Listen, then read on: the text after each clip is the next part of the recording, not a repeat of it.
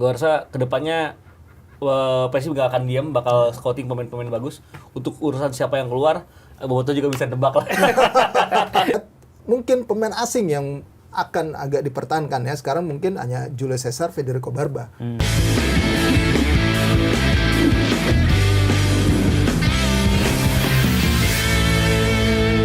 Dengan tersingkirnya Persib Bandung juga otomatis menyelesaikan musim Adam Bersibek lebih cepat nih. Karena kan Adam Bersibek dengan masuknya Sergio Castel dan Lavin Kurzawa tuh dia tersingkir dari skuad Super League ya. Dia cuma diproyeksikan tampil di ajang ACL 2, tapi sayangnya Persib sudah tersingkir. Dan dalam sesi sesi mix zone lah kemarin setelah match lawan Ratchaburi, dia juga bilang hari ini dia pulang ke Inggris karena nenek meninggal dunia. Tapi ditanya lagi sama wartawan, nah, lu setelah dari Inggris lu bakal pulang lagi ke sini nggak, kata dia. Dia bilang tuh, ya gue bakal balik ke Indonesia untuk menyelesaikan sisa kontrak, katanya. Kalau Bang Rais melihat sosok Adam Bersibek gimana motivasi ke depannya dengan ya udah nggak ada laga lagi yang bakal dimainin nih untuk sampai akhir musim ini. Iya, dia udah tinggal nunggu bursa transfer musim depan, udah dibuka karena biar bagaimanapun sebagai pemain profesional dia tetap harus latihan kan. Walaupun dia tidak didaftarkan di Super League. Udah selesai masa ininya dia, tapi dia tetap harus bersikap profesional. Tinggal bagaimana dia konsisten untuk menjaga performanya dia agar bisa dapat klub baru. Karena gue yakin ya sudah pasti tidak akan diperpanjang sama Persib di musim depan. Tinggal itu aja sih, dia tinggal memaintain itu yang menjadi memang kemarin kendala ketika ada Persibek ingin dilepaskan sebenarnya soal Persib tuh merasa akan sulit lagi untuk mendapatkan kiper baru yang berkualitas, terutama apalagi mungkin di kiper asing ya. Kalau kiper lokal udah habis lah, sulit untuk season transfer, plus juga bayar kompensasinya kan yang dipikirin sama Persib secara hitung-hitungan finansial. Makanya ya udahlah, dibiarin aja. Tetap sekarang biarin si Madu Wirawan jadi kiper keempat, jadi kiper keempat. Udahlah, selesai dulu pensiunnya gitu ya, nggak apa-apa, balik lagi sementara. Walaupun ya berharapnya kan kagak main. Teja kan mudah-mudahan nggak cedera ya, fit terus. Ya akhirnya Adam Persibek ini dikorbanin, ya udah nggak apa-apa lu tetap kita gaji, didaftarin ke ACL 2. Kalau ACL 2-nya selesai ya udah nggak apa-apa, tetap profesional aja. Tinggal bagaimana dia menjaga kondisi dia aja nanti untuk memaintain agar bisa dapat klub baru. Dia mau dioper ke klub lain juga mikir juga deh gitu, gajinya dia mungkin gede kali ya, mikir-mikir juga kalau untuk klub Indonesia ya. Makanya kemarin akhirnya nggak ada titik temu untuk itu ya, Persib mengambil langkah ini kalau gue rasa. Apalagi kan dia dari Eropa, biasanya gajinya pasti nggak main-main kan. Kalau Mas Ibam melihat gimana sosok Adam Bersibek ini, sangat disayangkan nggak sih dengan kiper yang ya secara postur tinggi, setelah itu juga pernah jadi kalau nggak salah kiper terbaik Liga Wales ya. CV-nya bagus kan. Tapi akhirnya di musim ini tuh cuma main sekali di laga kompetitif saat lawan Persita dan beberapa kali di laga uji coba, termasuk ketika menang 1-0 lawan Western Sydney Wanderers ya di laga uji coba. Gimana Mas Ibam? Ini pemain yang memang sangat profesional gitu. Gua ada di masa di mana saat itu ada pemain salah satu favorit gua di striker, Bekamenga, kabur. Karena kabur di Persib kan. Nah sekarang gua mendapatkan pemain yang meskipun nggak dapat kesempatan main, bahkan udah nggak didaftarin di liga, tetap latihan, tetap serius gitu. Jadi memang ini sebenarnya sebuah berkah bagi Persib. Setidaknya ini pemain tidak merusak ruang ganti. Dan bagi tim yang sedang dalam track menuju persaingan juara, sangat butuh pemain-pemain seperti ini yang setidaknya memang tidak bikin suasana lebih chaos lagi gitu di dressing room. Dan Adam Bersibek ini emang terlihat juga secara teknis memang nggak ada added value yang benar-benar membuat dia layak untuk jadi ada di peringkat pertama gitu. Secara shot stopper masih kalah sama Teja, secara build-up juga nggak seoke Kevin Mendoza gitu. Jadi memang sangat masuk akal kenapa akhirnya dia di-drop dari skuad liga. Tapi yang jelas saya tetap memuji bagaimana profesionalisme dia tetap bakal pulang lagi ke Bandung menyelesaikan musim, dan dia sudah mengatakan bakal pindah di musim depan, harus mencari klub baru. Yang terpenting sih buat gua, Adam Bersibek tetap menjadi bagian tim karena di Persib itu sesi latihannya nggak kalah berat dengan pertandingan gitu.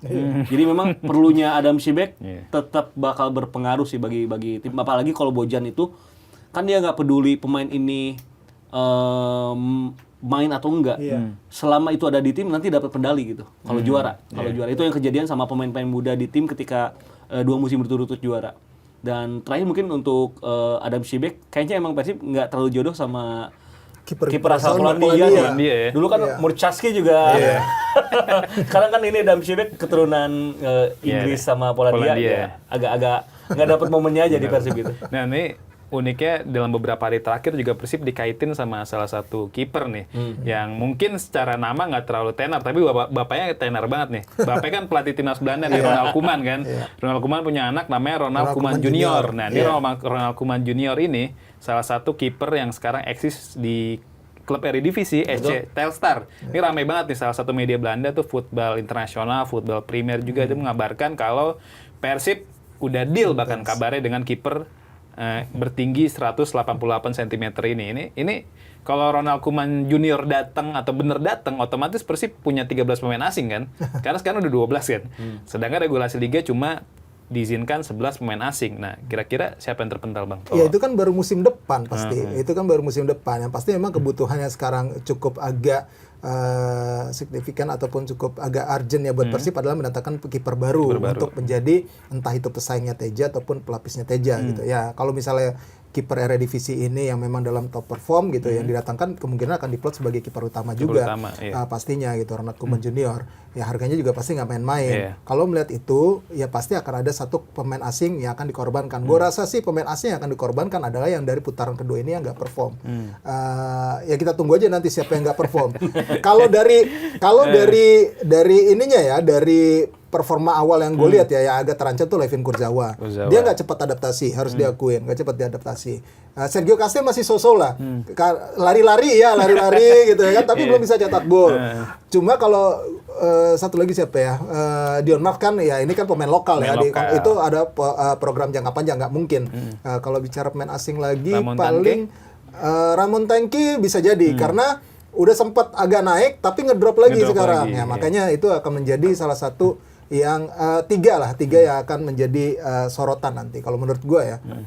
Nah kalau Mas Ibam gimana ngeliatnya? Ini sosok Ronald Koeman Junior mungkin Teja Pakualam oke lah di Super League saat ini juga mencatatkan clean sheet terbanyak ya di Liga Indonesia. Tapi ketika Persib ingin perform di kompetisi antar klub Asia, mungkin Persib butuh kiper yang lebih secara postur lebih oke, bisa build up. Dan kan kalau Persib tahun ini juara Super League lagi kan otomatis mereka bakal tampil di playoff ACL 2 musim depan ya. Nah ini seberapa besar kebutuhan Persib akan kiper baru seperti si Ronald Koeman Junior ini?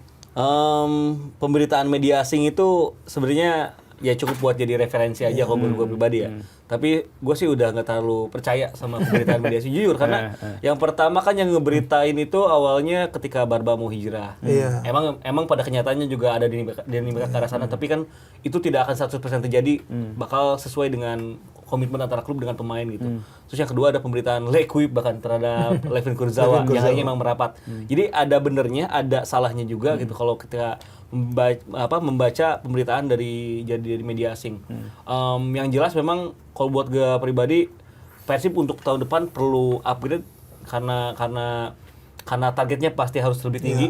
Boboto juga cukup demanding, terlepas siapapun namanya. Kalau buat gue pribadi nggak butuh nama besar sih, yang penting perform aja. Jadi walaupun itu ada embel-embel Ronald Koeman, cuman kalau Ronald Koeman bapaknya dan di prime usianya sih pasti butuh. Cuman kalau untuk penjaga gawang, kalau ada yang lebih baik kenapa enggak gitu. Apalagi Bojan Hoda kan butuh pemainnya emang secara sistem tuh harus tepat. Kevin Mendoza di musim lalu tuh tepat, tapi ternyata secara shot stopper ternyata Teja juga nggak kalah bagus gitu kan. Jadi memang harus ada yang lebih spesial dari Kevin Mendoza dan juga Teja itu yang kalau emang penjaga gawang harus didatangkan dari Persib. Kalau nggak punya dua added value itu, ya lebih baik dengan ada yang sekarang. Paling mencari posisi lain ya. Paling mencari backup dari Teja dengan kualitas yang lebih ready aja.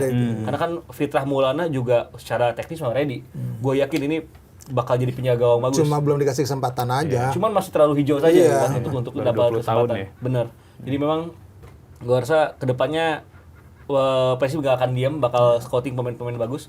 Untuk urusan siapa yang keluar, Boboto juga bisa tebak lah. Iya. Nah ini kan selain Ronald Koeman Junior juga sebenarnya selain posisi penjaga gawang dan juga pemain depan, tentu ya Boboto atau pecinta Persib Bandung pasti paham lah. Persib kayak butuh banget pemain nomor 6 nih. Sebenarnya kan kayak nama Joey Pelupesi itu sempat menguat ya kemarin di akhir tahun atau di awal tahun 2026 tuh dikabarkan akan merapat ke Persib, tapi kenyataannya enggak. Walaupun ya itu bisa dibilang rumor lah. Nah tapi sebenarnya gimana nih kelanjutan kabar Joey Pelupesi, ada bocoran nggak Bang? Atau memang Gue belum dapat. kira-kira ya Persib butuh pemain alternatif lah selain Joey Pelupesi gitu di bursa transfer musim panas nanti? Nah, masalahnya pemain alternatifnya ini kan agak sulit ya dicari kalau untuk ukuran pemain lokal ya. Ya pasti memang cukup berat juga, apalagi harganya pasti akan mahal kalau levelnya udah timnas gitu.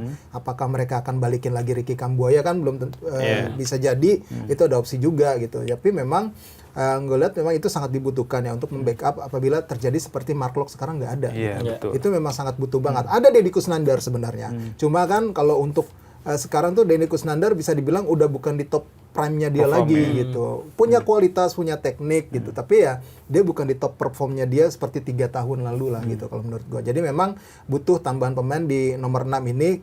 Joey Pelupesi sekarang gue belum dapat gambaran lagi terkait dengan rumor itu apakah dia bakal main di Indonesia. Tapi memang kabarnya yang gue dengar memang ada beberapa pemain diaspora yang bakal merapat ke klub Indonesia musim depan.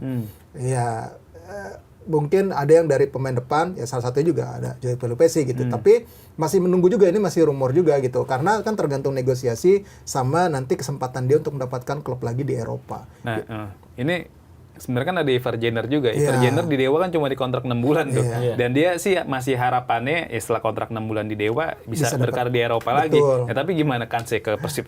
Kalau itu ada, memang ada. Tapi kalau misalkan Ivar Jenner punya motivasi seperti itu, ya tinggal balik lagi. Kebutuhannya si Ivar Jenner apa? Apakah duit? Apakah memang menit bermain di level yang lebih kompetitif? Ya selain duit ya maksud gue gitu. Karena penting bagi Ivar Jenner ini untuk tetap ada di level kompetitif yang level atas. Bukan di Indonesia lah untuk saat ini kalau menurut gue ya. Entah di Asianya itu, kalau nggak Thailand ataupun di Jepang gitu. Ya pasti di Eropa dia harus balik. Kayak seperti Nathan aja sampai rela untuk bermain di kompetisi level 2 di Belanda. Tapi kompetitif gitu. Main terus dia. Main terus lagi, dia bisa buktiin. Justin Hapner pun begitu, rekan seangkatannya dia Di gitu. Eredivisie malah. Iya, di Eredivisie. Jadi memang harus punya motivasi untuk itu. Main di tim mediocre nggak apa-apa, di tim papan bawah nggak apa-apa. Yang penting tetap ada di level kompetisi Eropa yang papan atas. Kalau Mas Iqbal bagaimana melihatnya di soal kebutuhan Persib di posisi nomor 6 ini? Sebenarnya kalau siapa nama yang masuk dan keluar, lagi-lagi gue nggak mau bahas, termasuk Joy sebenarnya. Tapi kalau kita berkaca di laga semalam aja, ketika Persib akhirnya di 2 laga, leg pertama dan kedua lawan Ratchaburi, Persib itu emang sangat kehilangan pemain bertipikal nomor 10 murni dan nomor 6 murni. Bahkan kalau kita ngomongin Mark Locke, itu juga bukan nomor 6 murni, dia itu 8 sebenarnya. Tapi emang dengan situasi yang ada dia Bisa harus lah jadi ya. jadi tim. Jadi memang kalau untuk Persib musim depan, apalagi kalau kita ngelihat kerangka timnya Bojan setiap membawa Persib juara Liga, itu pasti ada nomor 10 yang hebat. Beltrame di musim pertamanya, lalu juga Tyran Delpino di musim kedua. Jadi memang itu adalah sosok pemain yang dibutuhkan ketika secara sistem Persib sudah deadlock, ada pemain yang bisa ngasih magic di atas lapangan. Nah, pemain-pemain inilah yang musim ini memang nggak dimiliki oleh Persib. Jadi kalau musim depan Bojan pun kalau masih ada di Persib, ya kayaknya ini bakal jadi satu pos yang bakal diincar gencar sih sama Persib Bandung gitu. Untuk pemain diaspora untuk main ke Indonesia sebenarnya gua sih mikirnya pada akhirnya emang bakal kejadian cepat atau lambat ya. Cuman sih gua nggak expect juga ada beberapa nama yang sangat cepat langsung berada di Indonesia. Dan itu nggak salah juga. Itu pilihan pemain. Cuman apa yang gua lihat sekarang sih lebih gini aja ya. Mungkin pemain-pemain ini harus berkaca sama apa yang terjadi pada Martin Paes gitu. Sabar aja gitu. Sabar aja. Konsisten kata yang Mas Rais bilang, tampil di klub-klub yang mungkin mediocre atau enggak bukan bagus. Kalau rezekinya bagus, kalau dia perform di musim itu, kalau dapat agen yang tepat, tiba-tiba di-sign sama Ajax kan gila juga gitu kan. Biasa, ya. Senang juga kita ngeliatnya kan. Ya. Sekarang ada beberapa pemain juga kan baru dapat agen baru, Ken Dinjem, terus juga Noah Pohanto yang kemarin dipersiapin di Piala Dunia U17. Jadi ya memang nih peran agen juga sangat dibutuhkan kan. Dan saat ini kan yang jadi banyak jadi ramai dibahas tuh Fardi Bahdim kan. Jadi pemain-pemain yang dibawa dia tuh ke Indonesia semua kan. Sebenarnya kalau untuk liga sebenarnya nggak cuma di Eropa loh. Kalau gua rasa kayak J-League 2 itu juga oke. Liga 2 Korea. Super League 2-nya Turki juga oke gitu. Maksudnya yang liga-liga seperti itu, kalau yang Eropa Timur, Bulgaria mungkin gua nggak terlalu ya. Tapi kalau Turki itu masih aman lah. Yunani masih aman lah. Yunani gitu masih aman, yang kemungkinan masih bisa lah. Bahkan kalau harus lebih spesifik lagi, Liga Siprus tuh lagi Liga Siprus. lagi naik daun ya. David Luiz di sana, terus penjaga gawang Ochoa di situ. bahkan Kastel juga Siprus. Jadi memang liga-liga seperti itu mungkin ya tetap lebih better dibanding langsung langsung ke Indonesia di usia yang masih sangat muda gitu. Nah, ini kan kalau itu kan kita udah bahas tadi posisi nomor 6, terus juga posisi penjaga gawang. Nah, kalau secara overall sebenarnya untuk menatap musim depan nih, memang kan musim masih panjang sebenarnya. Persib di Super League juga baru jalanin 20 pertandingan kan. Sebenarnya masih ada 14 laga ke depan lagi. Tapi kan nggak ada salah untuk melihat menatap ke depan. Apalagi misi Persib tadi seperti kata Mas Ibam juga ya ambisi Persib tuh untuk melaju jauh di kompetisi Asia kan. Dan rutin itu dan rutin. Nah, kira-kira perombakan apa sih Bang yang dibutuhkan Persib untuk menatap musim 2026-2027? Kalau masih Bojan Hodak ini agak sulit ditebak juga ya. Ketika memasuki musim ini aja gue kaget sampai semua pemain asing dia dilepas sama dia. Dia begitu berani ya dan begitu percaya diri, dan hasilnya memang di awal musim memang nggak begitu kelihatan. Sempat kan agak terseok-seok juga, agak berat juga. Tapi lama-kelamaan para pemain yang didatangkan ini memang mendapatkan chemistry dan sesuai dengan harapan itu. Kemungkinan besar kalau memang ada pemain asing yang sekarang ini tidak memuaskan, itu bakal dirombak gede-gedean juga untuk musim depan. Apalagi terkait dengan nilai kontrak. Kalau misalnya lu udah gue datang ke sini, itu pemain-pemain yang kemarin datang ke sini, gue yakin kontraknya akan lebih besar dibandingkan klub sebelumnya, ya kan? Ya, makanya Bojat itu punya ekspektasi yang tinggi karena akan bersaing di Asia. Kalau misalkan levelnya besok kembali akan ke Asia, pasti gue yakin akan pemain yang tingkatnya lebih tinggi dari yang sekarang bakal didatangkan. Mungkin hanya beberapa pemain lah yang dipertahankan. Contoh misalnya Federico Barba, kalau dia masih betah. Ya kan? Kalau dia masih betah. Kan sekarang kan mungkin udah ada negosiasi kemarin, ada pendekatan secara personal lah yang akhirnya membuat Federico Barba, oke, gue tetap stay gitu kan. Itu kan pendekatan yang bagus secara personal gitu. Jadi memang kalau gue lihat mungkin pemain asing yang akan agak dipertahankan ya. Sekarang mungkin hanya Julio Cesar, Federico Barba.